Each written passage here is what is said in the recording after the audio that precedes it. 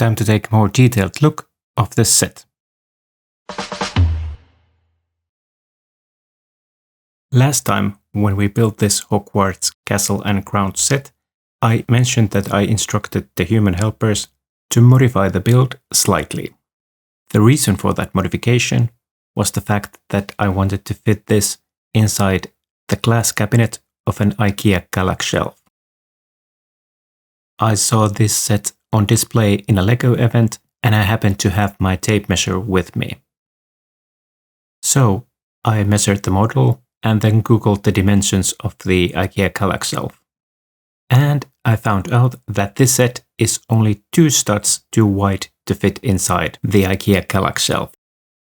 But looking at the set, I thought that this would not be a problem. I was pretty sure that there was a way to build this set without a black frame around it. That would easily remove those 2 extra studs of width.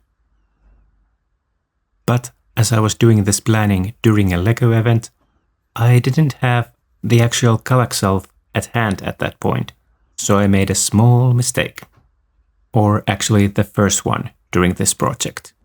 I made a second one later on. My first mistake was that I didn't take into account these added walls that come with the glass cabinet doors. And these added walls are about 1 stud wide, meaning that the Hogwarts castle was actually 4 studs too wide, not 2.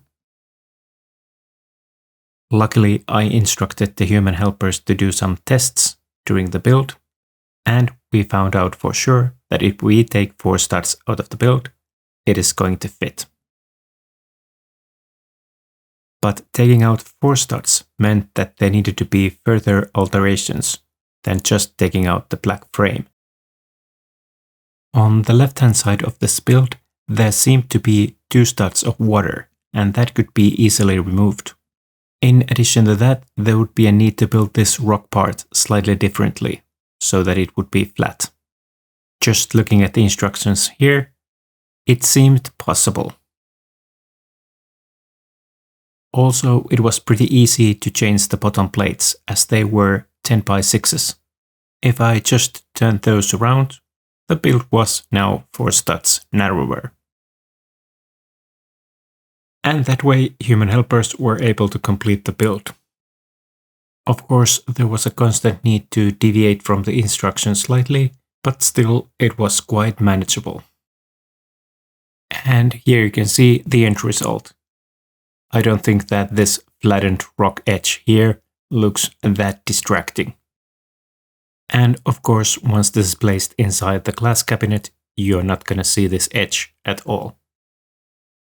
Likewise, I do not think that removing 2 studs of water from this edge caused any problems for the appearance of this set. Now, I did mention a second problem previously. Remember when Mr. Human Helper test-fitted the work-in-progress castle inside the glass cabinet? He did have to tilt it slightly to get it in. That tilt was needed because the cabinet door actually blocks part of the opening even if the door is open. So I didn't realize that tilting this set would be pretty difficult once it was completely built because the towers were quite tall. And of course, removing the frame also meant that now the rock face would be directly against the wall, making any tilting maneuver that much more difficult. But I still managed to find a way to get it done, even though it is quite a tight fit. First you need to remove the astronomy tower and a couple of towers on the right-hand side of the east wing. Once those are removed, you can tilt the castle enough so that you can slide it inside the cabinet. The next part is the hard part. You just have to push the model down and it flexes a bit, but eventually it will slot in.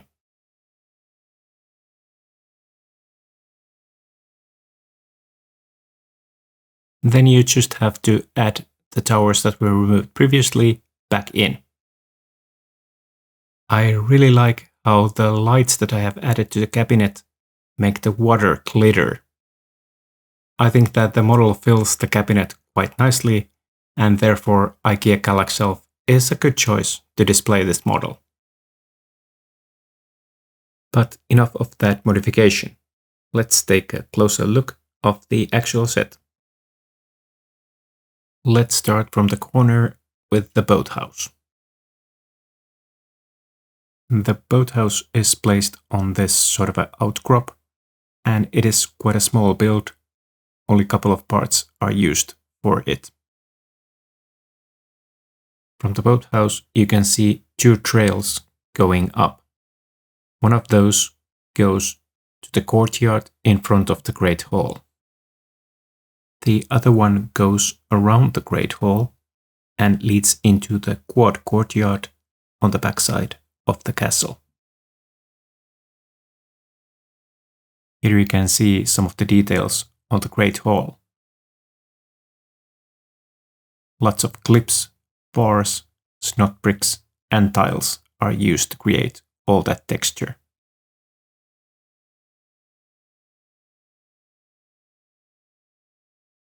Of course, the most noticeable feature of the quad courtyard is the main tower. Even though this is the angle that you most often see the main tower and the quad courtyard depicted, it is far more interesting if we look at it from this rear angle. You can see how it is connected to the courtyard around the astronomy tower via that wooden bridge over that water stream. The water stream flows through the castle elements and under the viaduct bridge in front of the castle. The viaduct bridge connects the courtyard in front of the Great Hall to the east wing. The east wing is the largest single section of the Hogwarts Castle.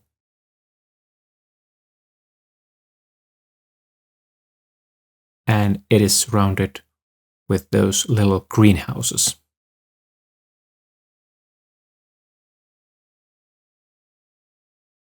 And behind the east wing, we can see the tall astronomy tower. I really like how this build is just filled with different towers. All of those were a little bit different, so the build didn't feel too repetitious, but they are still similar enough to feel that they are part of one castle. The tallest tower, the astronomy tower, was notably a bit different because it was built using studs on side technique.